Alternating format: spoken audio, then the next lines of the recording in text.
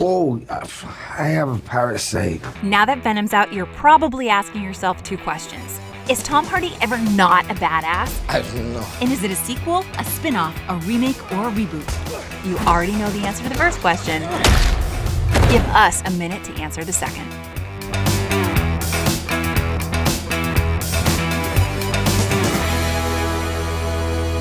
A good idea is a good idea forever. Hollywood sure thinks so. David Brent, my liege. Michael Scott.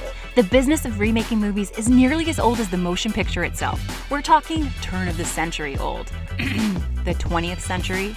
And in the 100 or so years since, cinema has evolved the singular notion of a remake to a more elaborate enterprise of a reboot, spawning almost as much terminology as it has Spider-Man flicks. A remake is a movie that essentially tells the same story as an older film, like Ocean's 11. You really are a rat. You're a thief and a liar. Long before George, Brad, Matt and company looted Andy's Casino in 2001, Frank, Dean, Sammy and company pulled off the same heist in 1960. But even in 1960, remakes were old hat.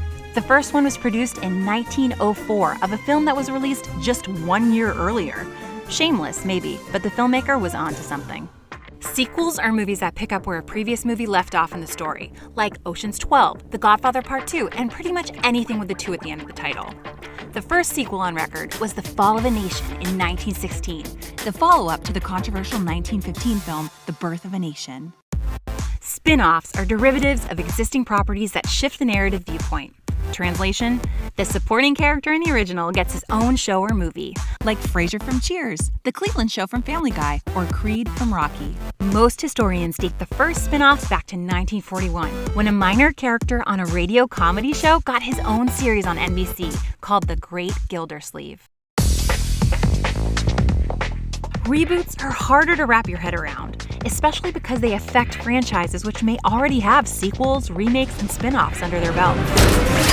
Reboots also don't need to worry about continuity, but they do care about a rebranding of the franchise, like Christopher Nolan's Batman Begins or Paul Feig's Ghostbusters. Let's go.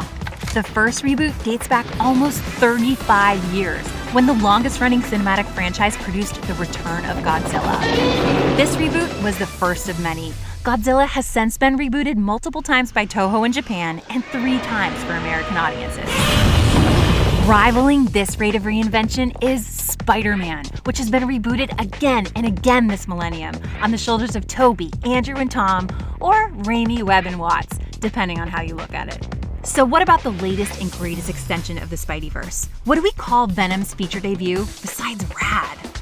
Survey says it's a spin-off that lives in a universe that has been rebooted over and over. Do you follow all that? Or have you just been thinking about Tom Hardy? Because I have.